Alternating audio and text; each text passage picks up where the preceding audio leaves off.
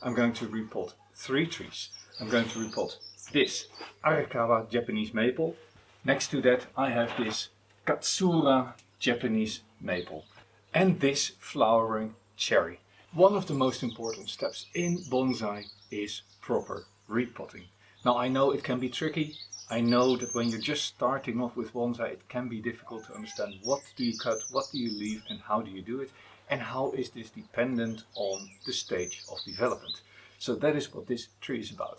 And if you're wondering when to do this work, this is actually a little bit late. The leaves are too far out of the bud. A little bit earlier is fine, or actually a little bit earlier is optimal. This still works, but I wouldn't wait another 2 weeks after you've reached this stage in your maples. So this is a fairly well established bonsai, and I'm just going to clean out the root ball, reduce the roots and plant it back up in this same pot. Next to that I have this katsura Japanese maple. I have been growing this out from a very tiny little plant in this pot, but now it is getting to the size that this pot is not big enough anymore, and in summer the leaves dry out and I need to prune it back, which doesn't aid development. So I'm going to put this in a bigger pot. Now which bigger pot am I going to use? In fact, I have a flowering cherry that needs a smaller pot. So I'm going to swap pots between this tree and this flowering cherry. This tree has been in several videos. I will pop a link down below in the description to 2 or 3 more videos on this tree. Well, why do you repot bonsai? In short, you do it for health reasons or aesthetic reasons. Aesthetic reasons. This is not a pretty pot, right? In the end you want your bonsai in a nice fitting pot. So at some point you need to remove this pot and put the tree in a different pot. Before you can do that you need to make sure the root ball is nice and healthy. So you need to train the roots to get to that stage. So if you have a field grown tree like this, it takes a few years before you have enough fine feeder roots in here that you can reduce the root ball enough to fit it in the bonsai pot. So it's a misconception to think that you take the tree from the field, cut off all the roots and straight away put it in a bonsai pot. No, typically you put it in a training pot like this. Then once you have it in a nice pot, the tree grows, the root grows, they fill the pot, and at a certain point water doesn't drain anymore. That's also a point that you need to repot. So the pot is completely full with roots, you need to reduce the roots. You do this on the one hand to improve drainage and air circulation in the pot. On the other hand you do it because you want as many as possible growing tips. The old, barked over, brown roots are not very effective in taking up water or nutrients. So those we take off, and then new growing tips can form and the tree can continue growing into this new container. Simple, right? And because I want to reuse the pot, it's a little bit tricky. You can see this root ball is completely massive and full, so really time to repot. And what you can also see, I just pulled the mesh out of the pot. It has been completely covered by the substrate. So I'm going to first try to get this mesh off and put it in the other pot. Then I'm going to repot the prunus, put it in the smaller pot that this one was in, and then I can move this one into the bigger pot. I might actually just have to take a knife and cut it out because the roots have completely swallowed this mesh.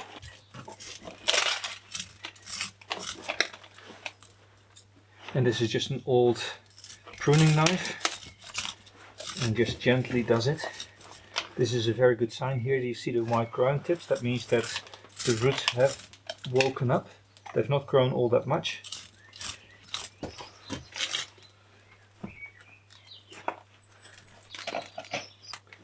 Right.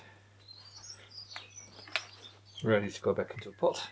Now you see this is not a mesh that I made to size for the individual holes, but rather one that covers the whole pot. And why? Well, because this pot has a lot of drainage holes. So this is a very nice way to just in one go cover all these holes.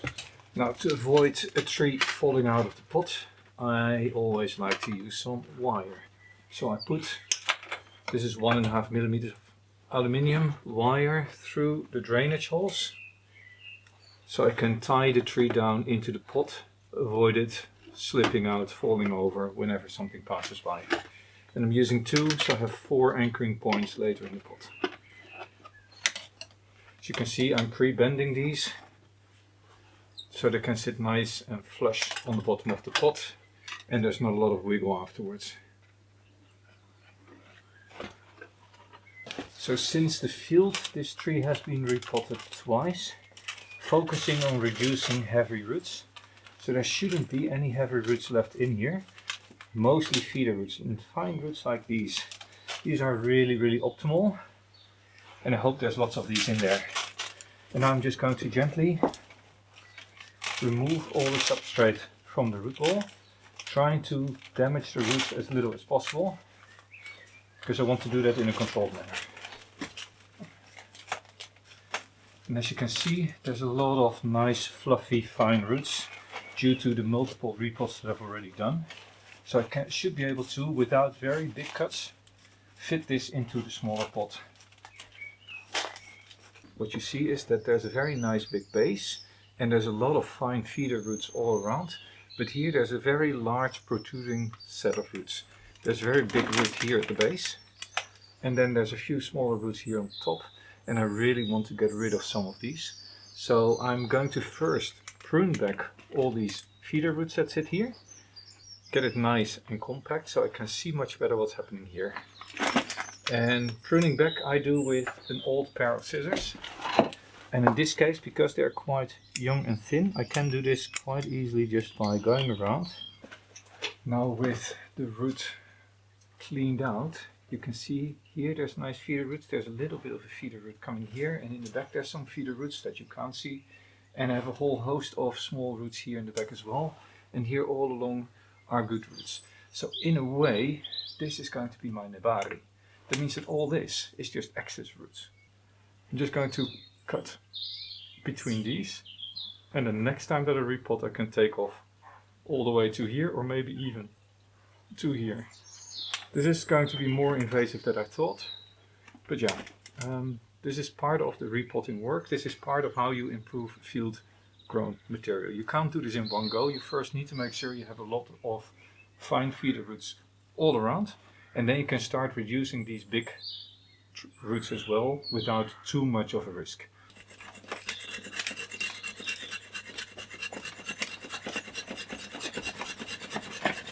Right, so this is all gone. You see the small feeder roots hanging here. So I'm going to reduce all the roots here at the end as well, because I don't want to stimulate this. I want to keep this weak, because next year I intend to remove the rest of this lump here as well. So I don't want the tree to be too dependent on what's happening here. But I need to keep just enough so it doesn't completely die off. I want this to heal over, of course, over time. This is nice in the back. This also aids in getting it into the pot later on, because the pot that I'm going to plant it in is a lot smaller. It does. But here on this end I should remove some substrate because I need it to sit deeper. Just like that. And rotating it a little bit, tilting, shifting. This all aids in getting the tree nice and settled in. And now I can take these wires that I prepared, and I am not expecting this to grow all that strong, but you can always put a little rubber tubing here to really aid in keeping the wire from biting in, and then just gently wire it in place. Now this doesn't have to be very tight, it really is just to aid in holding it in place. Cut off the ends, fill up the pot with substrate. This makes sure that you don't get any air pockets in between the roots, and that all the roots have their own space again, so it creates a little bit of movement also in the young feeder roots so that they move between the substrate, and the substrate falls between the roots, ensuring nice contact with the substrate all around. And as I said, these are important, so these are not supposed to dry out, and I will put a little bit of a mesh over them in a minute to make sure that they remain covered with substrate. This is now a much smaller pot and it sits a lot higher, so it's going to be a bit tricky for the tree to respond to this.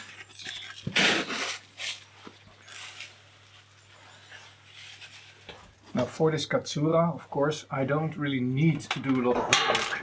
It would fit immediately in this pot. But part of the reason why we do work on the roots is to ensure that the root ball has a nice root spread. The roots evenly grow out from the center and are very shallow. Every time you take a tree out of a pot, it's important to work the roots. And in this case, the root ball has really circled all around the edges. And I'm going to do the simple repotting. I just take a knife and I cut a sliver all around from the roots. You can, of course, with a chopstick or a root hook, disentangle all the roots. And that would be the more structured approach. But in this case, I'm still growing it out. And I have a lot of trees to work on. It takes a lot of time to disentangle everything. And this goes a lot quicker. If you like this type of content, please hit subscribe. Or if you're already subscribed, drop me a comment and let me know what my next video should be. And now, with all the circling roots removed, I can gently start with the root hook or with a chopstick, removing most of the substrate. This will allow me to align all the roots, but also identify any roots that might have grown too strong. And then I'll remove those before I plant the whole thing up. As I'm still in the growing out phase, I'm not going to remove a lot of the roots. I'm going to keep them quite long because I want this tree to have a very, very good start in the new growing season. I'm just going to correct some of the big roots and not much more than that. This one is also quite heavy. And if there's any nice side roots, there is a nice side root, I'm just going to cut it. I'm not going to try to tease it out, but I'm going to cut this main root. So this doesn't get a lot stronger. Make sure that the edges are nice and open so I can get new substrate in. And that the roots don't stand up. And then it's just a matter of planting it back up into a new pot. If you look closely here, what you'll see is there's a root coming here and going across. And this really is something that you need to correct for. And how do you correct for it? Well, quite simply said, you just cut it out. You don't want roots that go across and around. They do a few things. The circling, of course, can girdle the root base, but also later on it will just look really, really awkward. So I try to get this out as deep as I can, and then in the next repotting I will probably find that I need to do a little bit more work here. And here's another one of those. So this is a root that I didn't clean out when I did my previous repotting. And this really needs to come out to get a proper root ball later on. So these are the sort of things that I'm really, really critical of, and I try to get out as much as possible.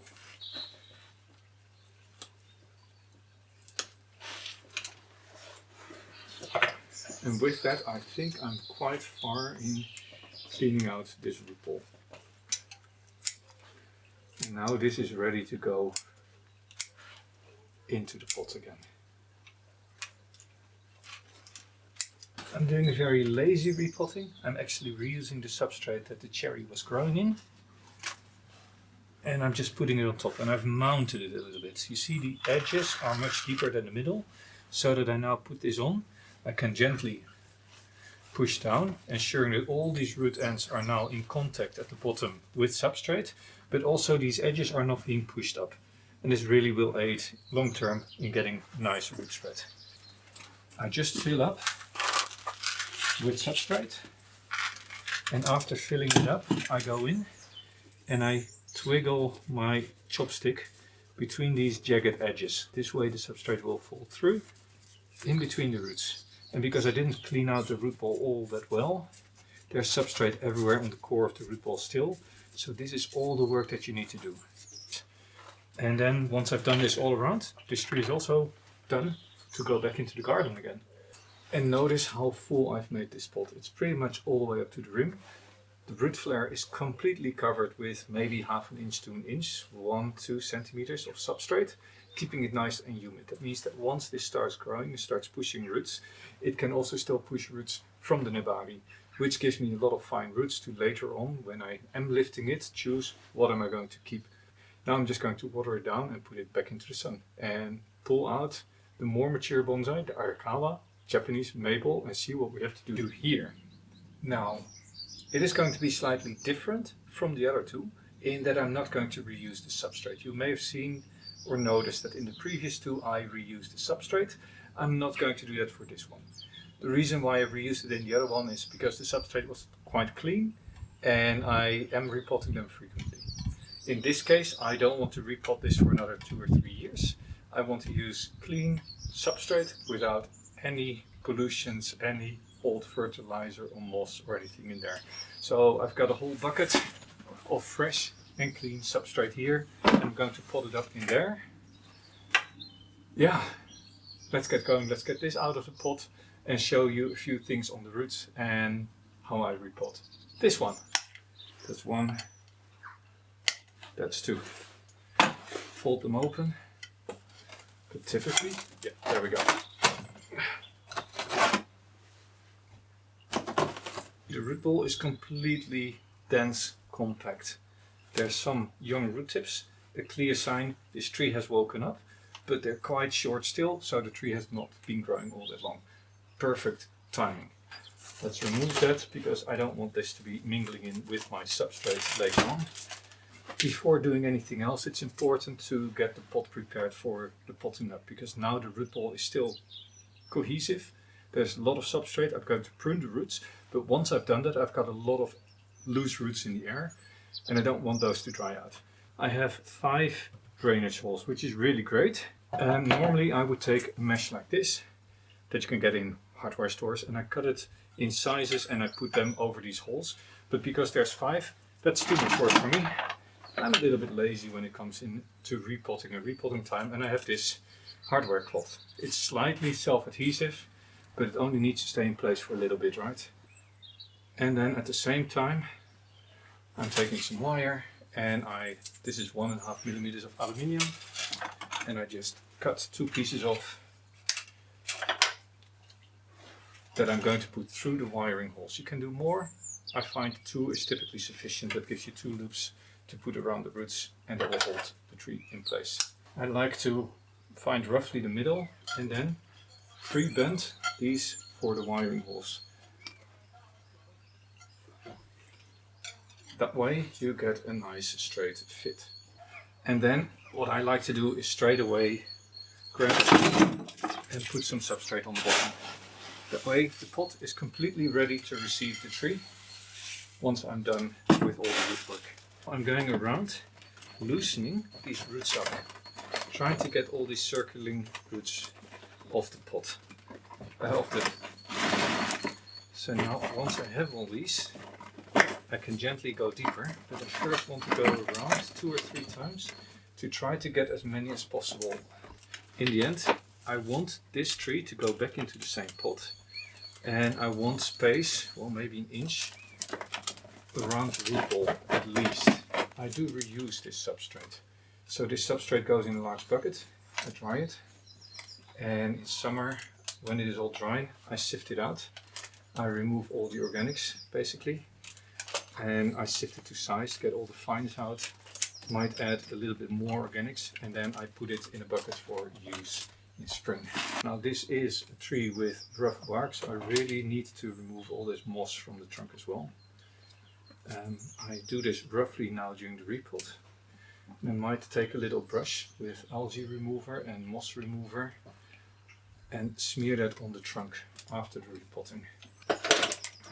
And now it's just a matter of going around and around, getting a lot of substrate out. All the roots that are thrown down, you can pull off the root ball and then also prune back. You want this to be as short as you can, because the more you leave here, the higher the root ball will become over time. So here I'm going to do a very, very tight cropping. And now the root ball is a lot shallower already, and I can continue going around, pulling the substrate out as much as possible, trying to get this as thin as possible. There we go. So this was a clump that has been cut at the same point several times, and that gets ugly. So now by removing this, I create more space here for the finer roots to take over. And there we go. There's also the securing wire. Now this comes up. I don't like roots that come up. And I just cut those flush. Similarly here, there's something on top of these roots. Oh, that's still okay. And here I want to create a little bit of space, right? I want water to be able to penetrate also at the bottom of the root ball, or I want it to penetrate to the bottom. So I make a bit of open space in here. And now I can just gently remove all these things that are still hanging down to make it nice and perfectly smooth. I do have to do a lot of this combing out to get this black muck out a little bit. This is a lengthy process, right, if you want to do this properly.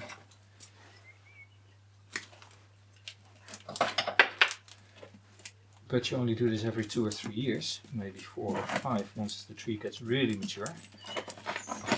So you only have one chance every 3 or 4 years to improve the root ball. Now we've reached the last phase of this repotting, getting it back into the pot. And if you look at this tree, the roots are really, really shallow now. It's nice and smooth. Well, a little bit of roots fell down. Still hanging, there's a little bit more hanging, but this is good enough. This is now ready to go back into the pot, and basically it is nothing more than just gently putting it on top of the substrate that was already there, and then pushing it down into the pot. And if I estimated the amount correctly, this can go down until the iNebari is just above the rim of the pot and everything else is below. And do it on the other side as well. In principle now the tree is already secure in the pot, and I just take my pliers, tighten them. So I pull the wires and then I tighten. Pull, tighten. And do the same thing here on the other side.